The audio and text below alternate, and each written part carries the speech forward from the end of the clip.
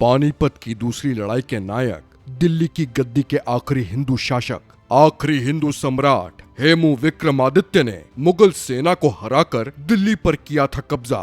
क्या आप रेवाड़ी में अंतिम हिंदू सम्राट रहे हेमचंद्र विक्रमादित्य के बारे में जानते हैं? जाहिर सी बात है कि ये भारत के एक शक्तिशाली व साहसी हिंदू सम्राट थे जिनके बारे में ज्यादातर लोग जानते हैं। लेकिन दोस्तों, अगर आप हेमचंद्र विक्रमादित्य के बारे में नहीं जानते तो यकीनन ये वीडियो आपके लिए ही है। इस वीडियो के माध्यम से हम हेमचंद्र विक्रमादित्य के बारे में जानेंगे, तो वीडियो काफी इम्पोर्टेंट है, इसलिए इसे बिना स्किप किए हुए अंत तक अवश्य देखें। वीडियो को एक लाइक और चैनल को सब्सक्राइब भी कर दें ताकि हमारे आने वाली वीडियोस भी आपको आसानी से मिलती रहें। तो चलिए बिना वक्त जाए किए आगे बढ़ते हैं। 16वीं शताब्दी में दिल्ली की गद्दी पर बैठने वाले हेमू विक्रमादित्य आखिरी हिंदू शासक थे, जिन्हें भारत का नेपोलियन के नाम से भी जाना जाता है। आजादी के सेनानी होने के साथ साथ हेमचंद्र मध्यकालीन भारत के सबसे बुद्धिमान सैन्य कमांडरों में से एक थे। दोस्तों, हेमचंद्र को भारत में विरोधी मुस्लिम शासकों के बीच थोड़े समय के लिए ही एक हिंदू राज्य स्थापित करने का श्रेय दिया जाता है। अपने पूरे जीवन में उन्होंने कुल 22 लड़ाइयां जीती थीं और इसी वजह से उन्हें कुछ इतिहासकारों ने मध्य युग के समुद्रगुप्त का खिताब भी दिया। हेमचंद्र का बचपन। दोस्तों, 1501 में राजस्थान के अलवर जिले में हेमचंद्र विक्रमादित्य का जन्म एक सामान्य ब्राह्मण परिवार में हुआ। इनके पिता पूरन दास एक पुरोहित और धार्मिक व्यक्ति थे, जिन्होंने आगे चलकर संन्यास लिया और वल्लभ संप्रदाय के प्रसिद्ध संत हरिवंश के साथ रहने के लिए वृंदावन चले गए। इसके बाद हेमचंद्र को सब्जियां बेचनी पड़ी, लेकिन कृषि उत्पादन में लगातार गिरावट होने के कारण उन्हें खेती छोड़नी पड़ी। दोस्तों, इसी बीच शेरशाह सूरी के बेटे इस्लाम शाह का ध्यान हेमचंद्र विक्रमादित्य की ओर गया और जल्द ही हेमचंद्र बादशाह के विश्वास पात्र भी बन गए। इस्लाम शाह ने सेना में दिया स्थान और आदिल ने बनाया अपना प्रधानमंत्री। दोस्तों, हेमचंद्र विक्रमादित्य के पेशा चाहे जो भी रहा हो, लेकिन शेरशाह सूरी के बेटे इस्लाम शाह का ध्यान अपनी तरफ खींचने में हेमचंद्र सफल हो गए थे। सैन्य सेवाओं में हेमचंद्र की रुचि पहले से ही थी और फिर बादशाह के विश्वास पात्र बनने के बाद बादशाह ने उन्हें खुफिया और डाक विभाग का प्रमुख बना दिया था। बाद में इस्लाम शाह को हेमचंद्र के भीतर मौजूद सैन्य गुण भी दिखाई दिए, जिसके चलते उन्होंने हेमचंद्र को अपने सेना में एक ऐसा स्थान दिया जो शेरशाह सूरी के जमाने में ब्रह्मजीत गौड़ को मिला करता था। इस्लाम शाह ने हेमचंद्र के अनुशासन, निष्ठा और कड़ी मेहनत से प्रभावित होकर उन्हें ये पद दिया था। मुख्य रूप से हेमचंद्र का काम पूरी अफगान सेना खाद की आपूर्ति को मैनेज करना था। देखते देखते समय बीतता गया और हेमचंद्र का कद लगातार बढ़ता ही गया। उनकी क्षमताओं को देखते हुए इस्लाम शाह ने आगे चलकर उन्हें विद्रोही अफगान रईसों की जासूसी करने के लिए खुफिया प्रमुख का पद भी दिया।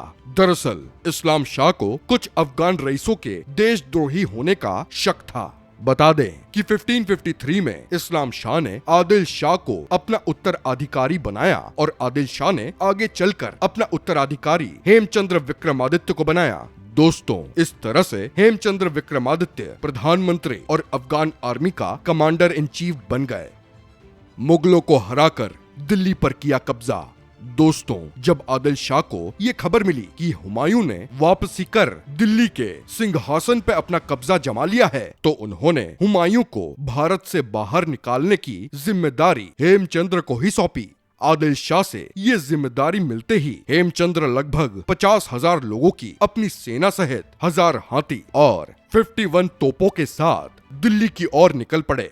दोस्तों, हेमू को दिल्ली तक पहुंचने से रोकने के लिए पूरे इंतजाम किए गए थे और ये सारे इंतजाम दिल्ली के मुगल गवर्नर टार्डी खां कर रहे थे। बता दें कि हेमचंद्र 6 अक्टूबर 1556 को दिल्ली पहुंचे और तुगलकाबाद में उन्होंने अपनी फौज के साथ डेरा डाला। उसी की अगली सुबह हेमचंद्र की सेना और मुगलों की सेना के बीच जबरदस्त भिड़ंत हुई। बता दें कि हेमचंद्र की कुशल रणनीति और अद्भुत पराक्रम की बदौलत हेमचंद्र की सेना को जीत मिली और मुगलों को हार मिली और इस तरह से हेमचंद्र दिल्ली में एक विजेता के रूप में प्रवेश किया। उन्होंने अपने सिर के ऊपर शाही छतरी लगाकर हिंदू राज्य की स्थापना की और नामी महाराजा विक्रमादित्य की पदवी भी ग्रहण की। दोस्तों, इतिहासकारों के अनुसार मुगलों के खिलाफ हेमचंद्र ने एक नीति के तहत लड़ाई लड़ी थी। जी हाँ, दरअसल 1556 में हुमायूं की मौत के बाद अकबर को बादशाह घोषित किया गया था और अकबर के बादशाह बनने की खबर जब हेमचंद्र को मिली तो उन्होंने इसे दिल्ली पर कब्जा करने का एक अच्छा अवसर समझा। बता दें कि हेमू ने रणनीति बनाकर इटावा, संभल, कालपी, नरूला और आगरा के मुगल शहरों पर कब्जा करते हुए बंगाल से दिल्ली की ओर कूच किया। दिल्ली पहुंचकर हेमचंद्र ने मुगलों के खिलाफ पानीपत में लड़ाई लड़ी और जीत भी हासिल की, यानी कि अकबर की मुगल सेना को हार का सामना करना पड़ा। हेमचंद्र की बहादुरी।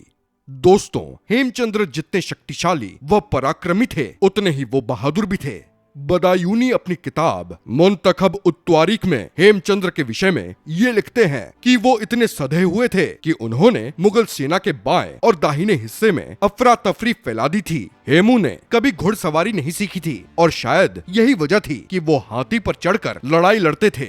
युद्ध भूमि में उनके पराक्रम से उनके दुश्मन काफी डरे रहते थे। लेकिन दोस्तों, पानीपत की दूसरी लड़ाई में हेमचंद्र की जीत हार में तब्दील हो गई थी।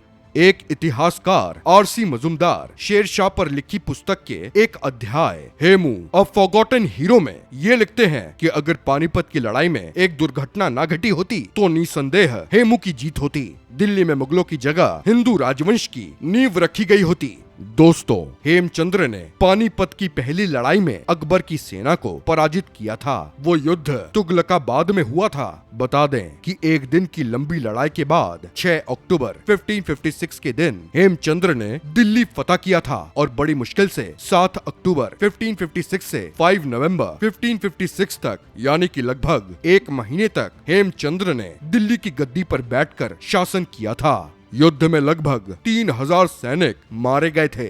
दिल्ली के भीतर हेमू ने एक विजय सम्राट के तौर पर शाही छत्र के साथ प्रवेश किया था। उनके समर्थकों ने उनके लिए एक छत्र का निर्माण भी किया था। लेकिन दोस्तों, पानीपत की दूसरी लड़ाई में बैरम खां के नेतृत्व में अकबर की सेना से हेमचंद्र की विशाल सेना के साथ लड़ाई हुई। इस युद्ध में बैरम खां ने हेमचंद्र विक्रमादित्य की हत्या कर दी थी। बता दें कि पानीपत की दूसरी लड़ाई में हेमचंद्र की जीत लगभग तय थी, लेकिन बिना कवच के युद्ध भूमि में उतरने का निर्णय हेमचंद्र के लिए थोड़ा भारी पड़ गया। हेमू जब युद्ध में जीत की कगार पर थे तब दुर्भाग्यपूर्ण तरीके से एक तीर उनकी आंख में आकर लग गई। हालांकि इस दुर्घटना के बाद भी हेमचंद्र की हिम्मत कम नहीं हुई थी। उन्होंने अपनी आंख से तीर को निकालकर आंख को कपड़े से ढकते हुए युद्ध को जारी रखा।